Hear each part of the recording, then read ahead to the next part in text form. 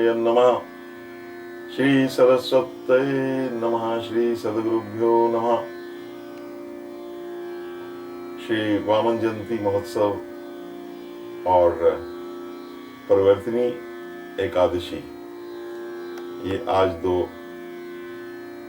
महान उत्सवों का अद्भुत संयोग है और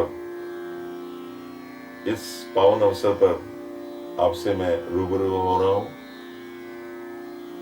तो सबसे पहले तो एक महीने से जो मैंने ये YouTube पर और Facebook पर जो भगवत संबंधी जो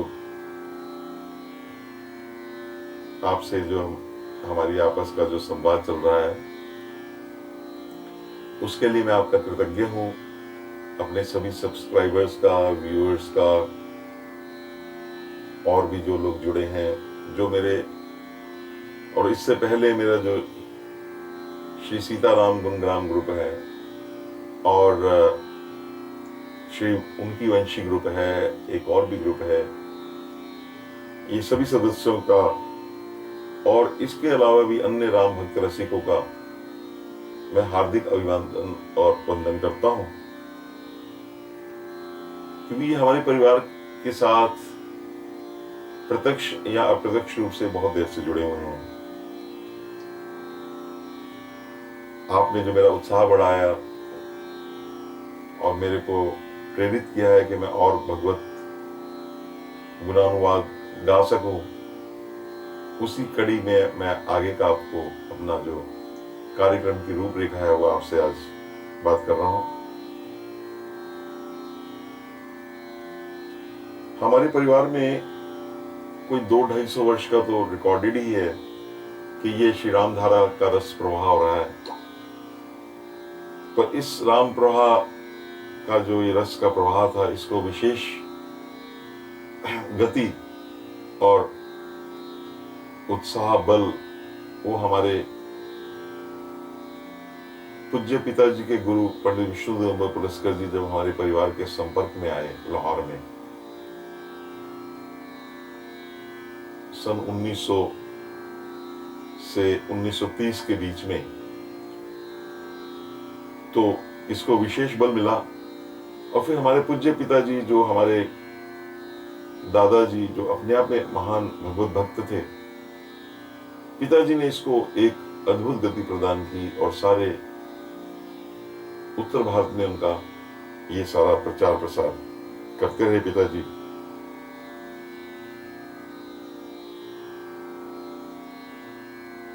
और मैं बड़ा भाग्यशाली रहा कि मेरे को ऐसे महान पिता और माताजी के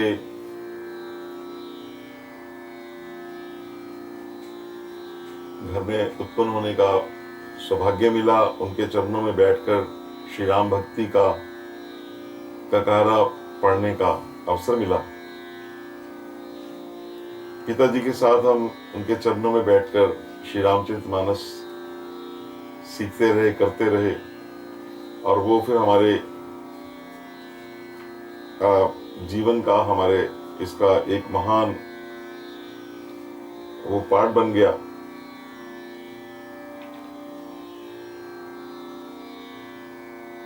पिताजी पंडित विष्णुदेव पुरस्कर जी जो भारत के महानतम संगीतज्ञ हुए, जिन्होंने संगीत का पुनरुद्धार किया, कोई ऐसा संगीतज्ञ नहीं जो उनको नहीं जानता है।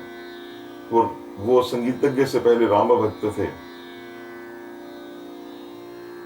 लेकिन पिताजी के बाटे में ही उनकी जो जीवन का उत्तरार्ध की जो श्री राम भक्ति की धारा थी, वो पिताजी के ही बाटे में पड़ी।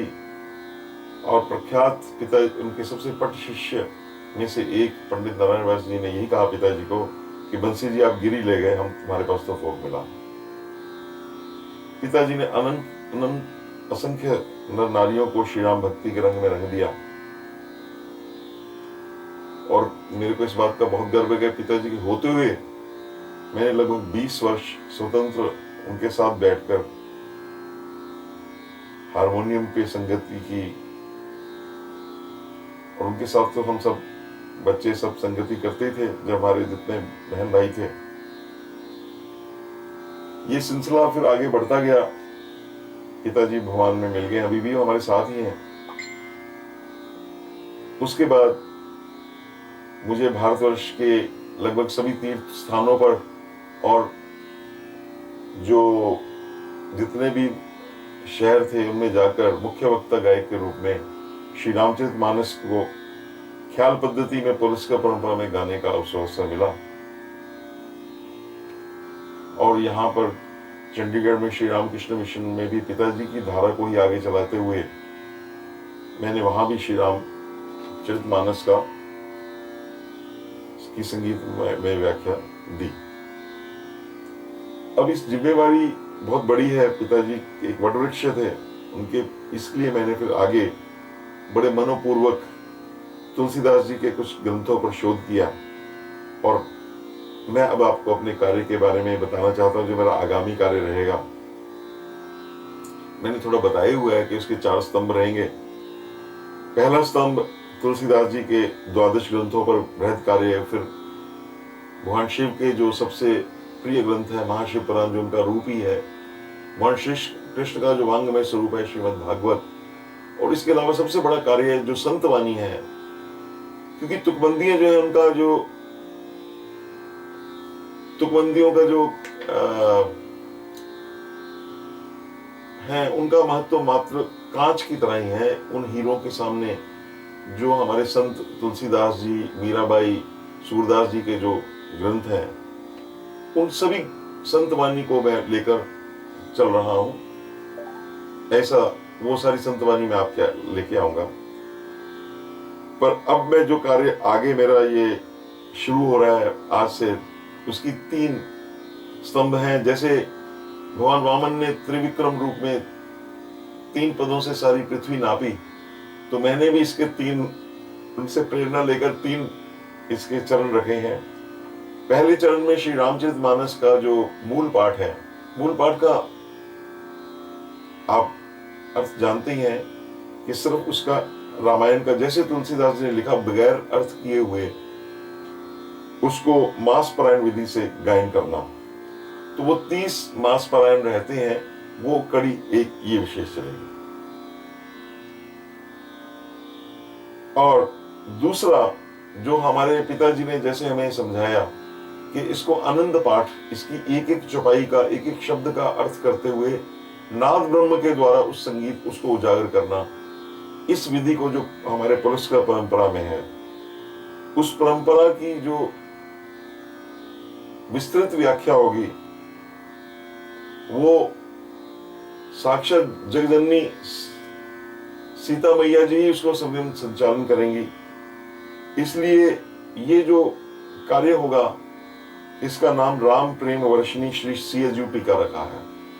इसकी बृहदा पुस्तकार का भी इसको बाद में और कैसेट के रूप में भी उसका आपको प्रारूप मिलेगा। तुलसीदास जी का दूसरा ग्रंथ या उनका हृदय समझ लीजिए, यहां तक कि कई विद्वानों ने उनका सबसे प्रिय सर्वमान्य ग्रंथ जो माना वो विनय पत्रिका है, जिसके बारे में पिताजी का मेरे को कई बार दिव्य आदेश हुआ कि तुम इस विनय पत्रिका का सांगोपांग पूरा इसका पाठ करो, तुम भवसागर से पार हो जाओगे। तो पिताजी की उस आज्ञा को शिरोधार्य करते हुए, और जैसा कि विदित है आपको कि माता जी की, मेरे पूज्य माता श्रीमती वीना छिब्बर जी की आजकल उनकी शताब्दी समारोह चल रहा है, तो उसी के दौरान इसको संपूर्ण करने का, इसमें 280 के करीब पद हैं विनय पत्रिका के। मैंने ये विनय पत्रिका उनको समर्पित की है। अब इसका नाम रखा है विनय भक्ति प्रदायिनी श्री वीना टीका। वीना उनके नाम पे इसका टीका का नाम। और तीसरा सबसे महत्वपूर्ण, जो कि बच्चे बच्चे की, बाल आबाल छोटे बच्चे को भी, यहां तक कि नास्तिकों को भी जो स्मरण है, श्री हनुमान चालीसा, वो एक दिव्य प्रासादिक 43 छंद है उसमें, छोटा लघु ग्रंथ है, लेकिन वो अपने आप में, जैसे छोटा अपने आप में इतना प्रभावशाली है कि उसका हम वर्णन नहीं कर सकते। उसकी विशद व्याख्या एक एक दोहे की, एक एक छंद की करने का, और उसको उसको हनुमान चालीसा को, जैसे मैं पहले भी बताया, उसके विभिन्न रागों में गाने का, हर दिन हर एक राग में गाने का, ये इसका संचालन मैंने सम्यम पिताजी को, जो रसन उन्मत्त भृंग है, पिता श्री बंसीलाल जी छिब्बर, इसका संचालन करेंगे। इसलिए इस भावपूर्ण व्याख्या का नाम रघुवर विमल जस वर्षनी वंशी टीका, वंशी उनका पिताजी, उनकी वंशी के नाम से मैंने ग्रुप भी चलाया था। इस प्रकार से ये तीनों कड़ियां साथ साथ चलेंगी आगे के दिनों में। तो मैंने आपको पहले ही इंगित कर रहा हूं, और आज से आपको प्रसादी ये मिलनी शुरू हो जाएगी। आप कोई कैसा लगा, आप जरूर मेरे उत्साहवर्धन करें। मेरे से इसमें अगर कोई कमी रहेगी, वो सब मेरी कमी है। आप इस कार्य से और जुड़ें, और जब ये सारा कार्य, ये भगवत कार्य पूर्ण होगा, तो इसका पुस्तकाकार इसको शेप दी जाएगी और आपको इसकी पूरी वो भी करेगी। अब अंत में मैं यही कहना चाहूंगा कि ये जितना कार्य हो रहा है, ये कोई वाहवाही लूटने के लिए नहीं है, कोई पैसा कमाना इसका ध्येय नहीं है। ये मात्र और मात्र जो हमें श्री राम धारा जो चल रही है, उसको जिम्मेदारी से, जो कंधों पर बोझ है, उसको निभाना है। लेकिन वो परमात्मा के लिए है, वो जिम्मेदारी तो भगवान की है, वही करने वाले, करने कराने वाले हैं। तो स्वांता सुखाए इस श्री राम भक्ति की धारा का, जो बड़ी दुर्लभ धारा है, ये भारतवर्ष में कहीं नहीं है। आपको मैं बड़े जिम्मेवारी से कह रहा हूं कि इस ख्याल गायन से चौपाइयों को गाने की पद्धति और भारतवर्ष में कहीं नहीं है। उसको जन जन में प्रचार प्रसार करना, और अपने सदगुरु, अपने इष्ट देव के प्रति, माता पिता के प्रति कृतज्ञता ज्ञापन करना, और उनका यश दिग्दिगांत में फैले, बस यही मात्र आप कह सकते हैं एक तरह से उद्देश्य है। तो इतनी बात कहते हुए मैं अपने बात को विराम देता हूं, और आप इसका आनंद लीजिए। इसका ये जो तीन आयाम है, श्री रामचरितमानस, विनय पत्रिका, श्री रामचरितमानस के अंदर फिर 2 आयाम, और हनुमान चालीसा, इनको हम पूर्ण करके फिर आगे चलेंगे। ये क्रम कोई 1 महीना ऐसे ही चलेगा। धन्यवाद। बहुत सी